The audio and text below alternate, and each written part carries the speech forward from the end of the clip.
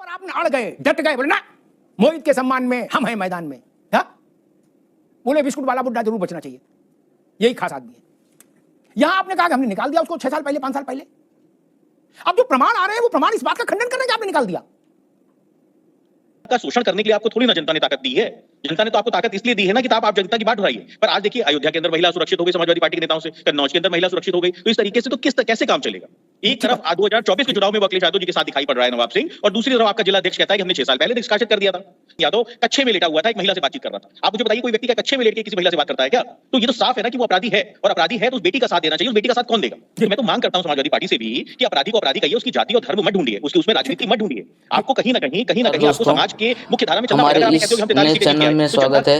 देखिए, कन्नौज रेपकांड से बीजेपी और सपा पार्टी गरमाई हुई है। समाजवादी पार्टी बोल रही है कि नवाब सपा का नेता नहीं है, बीजेपी का नेता है, जिसमें ऋचा राजपूत ने फोटो सहित समाजवादी पार्टी में हाथ हिलाते हुए दिखाई है, और यह भी कहती है कि बलात्कारियों के सम्मान में समाजवादी पार्टी मैदान में, और यह भी कहती है कि इस पार्टी का नाम सीरियल बलात्कारी पार्टी रख देना चाहिए। दोस्तों, यह डिबेट ज़बरदस्त होने वाला है और अंत तक ज़रूर देखें। हमारे डिबेट यदि पसंद आया हो तो कमेंट करके ज़रूर बताएं। चलिए शुरू करते हैं। कन्नौज में जो बच्चियां हैं वो 12 से 13 साल की उम्र की है, अयोध्या वाली भी और ये कन्नौज वाली भी। क्या आपको लगता है कि जब उपचुनाव का वायुमंडल बन रहा हो, प्रदेश में प्रभारी नियुक्त किए जा रहे हों, तैयारियां हो रही हों, और उस बीच में ये जो 2 कांड आए हैं, ये उत्तर प्रदेश की राजनीति को गरमाएंगे, इसमें कोई संदेह नहीं। क्या समाजवादी ये जो 2 हैं, उसमें मोहित का तो उतना, चलो नगर अध्यक्ष की उतनी हैसियत नहीं होती, लेकिन एटा, इटावा, फर्रुखाबाद के लोग जानते हैं नवाब सिंह यादव को। हाँ, कि जब आपका शासन था तो नवाब की वहां हैसियत क्या थी सब जानते हैं। और कुछ लोग तो ये कह रहे, मैंने वेरीफाई नहीं किया, कुछ लोग कह रहे कि राहुल जी और अखिलेश जी की अभी जब ज्वाइंट रैली थी इलेक्शन में लोकसभा के, तो ये मंच पर था, और आपका जिला अध्यक्ष कह रहा कि 6 साल पहले भगा दिया था। इन सब चीजों से आपको लगता है कि सपा का जो एक टेम्पो मेंटेन था, जो बना हुआ था, वो प्रभावित? एक बात जरूर कहूंगा, कीर्ति जी ने कहा कि शायद उन्होंने नाम नहीं लिया, लेकिन मैं कह रहा हूँ पूर्व सांसद, हारे हुए सांसद, क्या बताया, सुब्रत पाठक की चर्चा करें। सुब्रत पाठक के साथ फोटो हो, हम करें किसी के साथ फोटो हो, सबके साथ फोटो हो, मेरा विषय वो नहीं। पुलिस ने जब इसको उठाया तो ये नंगा लेटा था वहां, कि नहीं लेटा था?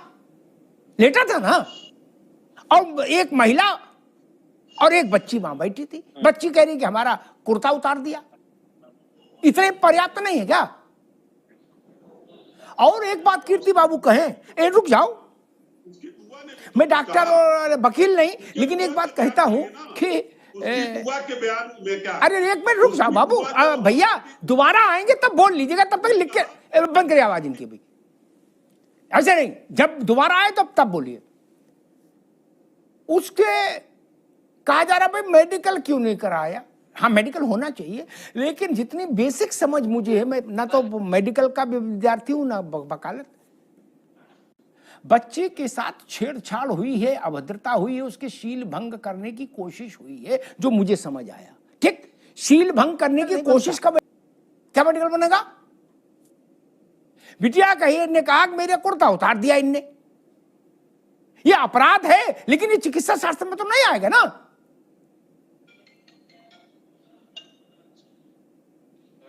मैं तो जनधारणा की बात कह रहा हूं। किसके साथ फोटो है मैंने चर्चा ही नहीं की, कि अखिलेश जी के साथ फोटो है कि किसके साथ फोटो है नवाब का और सुब्रत पाठक के साथ, मैं चर्चा ही नहीं की। मैं सिर्फ ये कह रहा हूं, दूर से बैठने वाले लोगों को बता रहा हूं कि कन्नौज में, फर्रुखाबाद में जाइए और पूछिए नवाब सिंह यादव कौन है। जो उत्तर मिले वही सच मान लीजिए। क्या जिला अध्यक्ष कह रहा, मैं उस बहस में नहीं पढ़ रहा। खैर, रोहित अग्रवाल जी सर, कुछ लोग ये भी चर्चा कर रहे हैं, भैया रुको कीर्ति बाबू, तो कुछ लोग ये भी चर्चा कर रहे हैं कि एक सी घटना में 2 ट्रीटमेंट क्यों? मोहित के लिए बोले ना, खूंटा यहीं गड़ेगा, पंचों गिराए सर माथे, खटोला यहीं बिछेगा। मोहित हमारी पार्टी का जुझारू नगर अध्यक्ष है, वो नहीं हट सकता। ठीक, सपा ने स्टैंड लिया कि हम मोहित को नहीं हटाएंगे, क्या चाहे कुछ हो जाए। और यहां इधर ये अंडरवियर में पकड़ा गया नवाब है, और उधर तुरंत कलीम भाई ने चिट्ठी लिख दी, बोले भाई हमसे कोई लेना देना नहीं। अब कुछ लोग कह रहे कि वो मोईद खान था इसलिए बचा, ये नवाब सिंह यादव थे इसलिए साइकिल से उतार दिए गए। क्या मसला है? देखिए अमिताभ जी, एक बात तो बिल्कुल साफ है कि समाजवादी पार्टी अगर धर्म के नाम पे, जातियों के नाम पे अपराधियों के साथ अगर देना शुरू कर देगी तो ये तो दुखद है। देखिए आप प्रमुख विपक्ष हैं, आप कहते हो कि मैं 43 सीटें जीत के आया हूं उत्तर प्रदेश में, तो उत्तर प्रदेश की जनता ने इसलिए तो नहीं आपको चुना था ना कि आप उत्तर प्रदेश की महिलाओं को असुरक्षित कर दीजिए देश के अंदर। तो देखिए स्थिति बिल्कुल साफ है। आप कहते हो कि साहब मेरा है ही नहीं यहाँ वाला जो भाई कन्नौज वाला व्यक्ति है, भाई आपका है या आपका नहीं है? क्या वो डिम्पल यादव जी का प्रतिनिधि नहीं रहा है? क्या समाजवादी पार्टी के ऑफिशियल ट्विटर हैंडल से उनकी माता जी के देहांत पे ये नहीं लिखा गया कि वरिष्ठ नेता समाजवादी पार्टी के नवाब सिंह यादव की माता जी के निधन पे दुख है? तो ऐसी स्थिति में कम से कम महिलाओं को तो बख्श दो। कम से कम महिलाओं के खिलाफ अगर किसी ने अपराध किया है तो उस पे तो राजनीति मत करो, उस पे तो ये मत ढूंढो कि ये मेरा है, ये तुम्हारा है, ये भाजपा का है। ये तो गलत बात है ना। कम से कम उस पे तो आवाज उठाओ ना, बोलो ना कि बेटी के साथ रेप करने वाले व्यक्ति के खिलाफ हम हैं, मजबूती से हैं। आप चाहे विपक्ष में हो, आप चाहे सत्ता में हो, और वो चाहे सत्ता का नेता हो या विपक्ष का नेता हो, कोई किसी का पार्टी का कोई खरीदा हुआ थोड़ी ना है। अगर उसने अपराध किया है तो अपराधी को अपराधी कहो ना, उसकी जाति और धर्म क्यों ढूंढ लेते हो अपराधी को? अपराधी की जाति और धर्म से ऊपर उठ के आपको कहीं ना कहीं अगर किसी ने अपराध किया है तो आपको जिसका शोषण हुआ है, जिस बेटी का शोषण हुआ है, उसके साथ आपको देना चाहिए। इसमें कोई दो राय नहीं है कि उस बेटी, जो वो बेटी कह रही है, पहले आप उसको मानिए, उसके ऊपर कार्रवाई की मांग करिए, कार्रवाई करिए, उसके बाद की आप आगे बात करिए। दूसरी चीज ये कि अगर किसी के ऊपर भी इस तरीके के घृणित आरोप लगते, कुछ ऐसे चीजें हैं जिसपे अगर इस तरीके के आरोप लगते हैं तो उसको आपको तुरंत पार्टी से निष्कासित करना चाहिए, क्योंकि इसके लिए कहीं कोई समाज में भी जगह नहीं होती, समाज से भी उसका बहिष्कार होता है इस तरीके के आरोप लगने पे। तो आप पार्टी में कैसे रख सकते हो उसको? आप खाली निजी हित में उसको पार्टी में रखना चाहते हो, आप निजी हित में उसका साथ देना चाहते हो, और आप उस छोटी बेटी का साथ नहीं देना चाहते हो जो कि कैमरे के ऊपर देखा गया कि किस तरीके से इनका नवाब सिंह यादव कच्छे में लेटा हुआ था, एक महिला से बातचीत कर रहा था। आप मुझे बताइए कोई व्यक्ति क्या कच्छे में लेट के किसी महिला से बात करता है क्या? तो ये तो साफ है ना कि वो अपराधी है, और अपराधी है तो उस बेटी का साथ देना चाहिए। उस बेटी का साथ कौन देगा?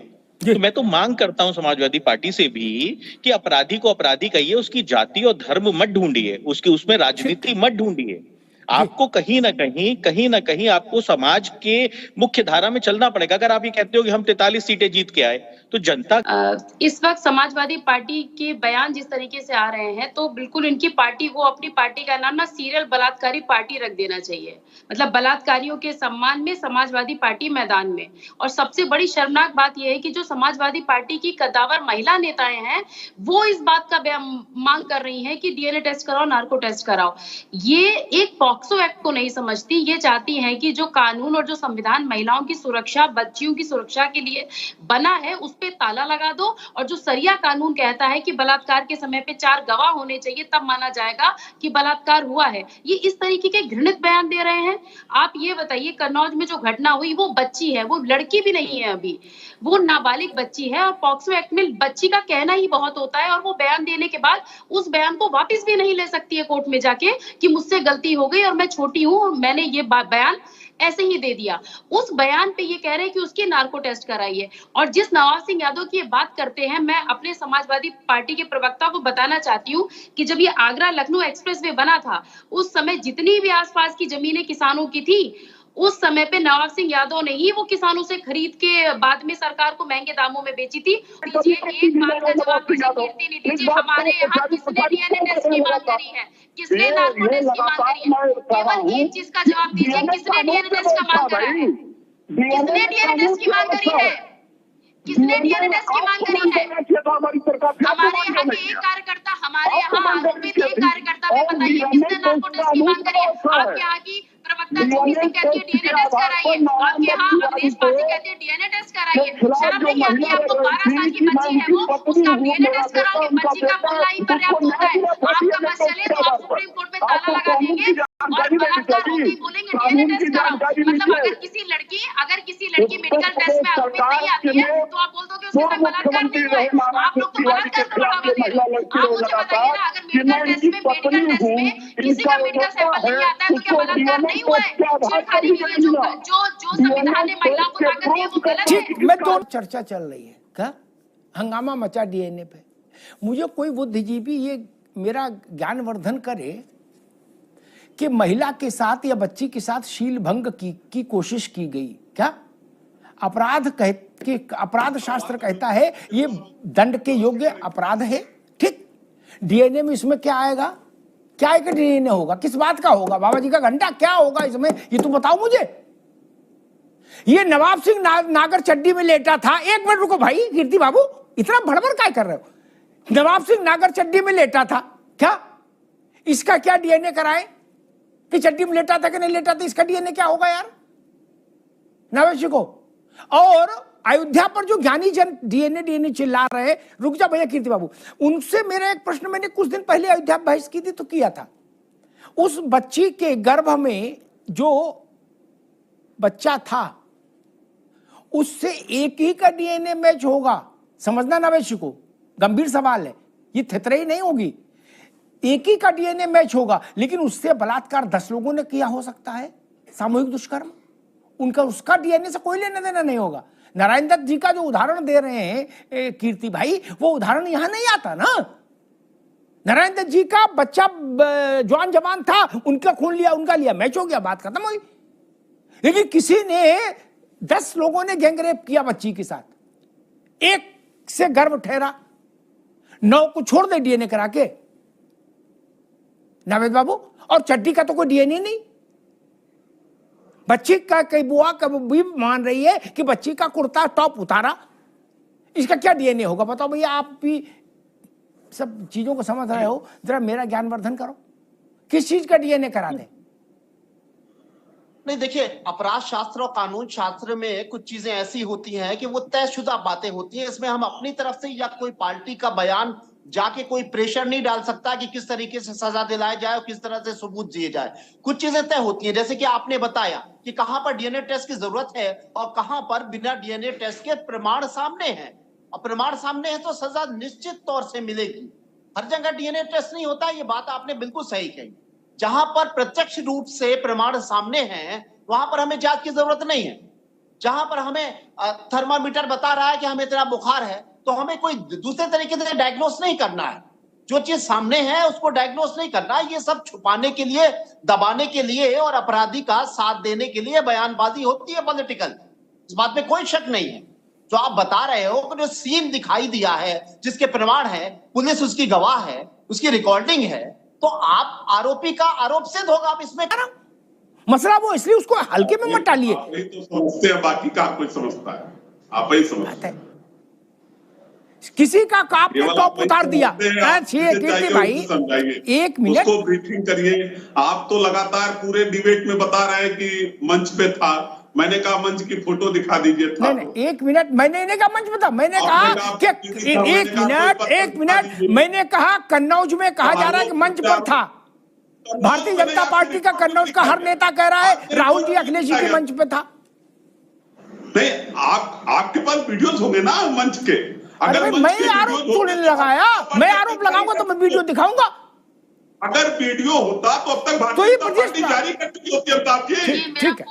ठीक है, जून का फोटो है, देख लीजिए। ठीक निधि जी, अगर दिखाई दे या तो मेरे अकाउंट पे चले जाइएगा, आपको बतेरे मिल जाएंगे, इतने लो मिलेंगे कि मजा आ दिखा रहे हो रैली का, ये देख समझ लेना। आपके नवाब सिंह ने ही पोस्ट किया हुआ है।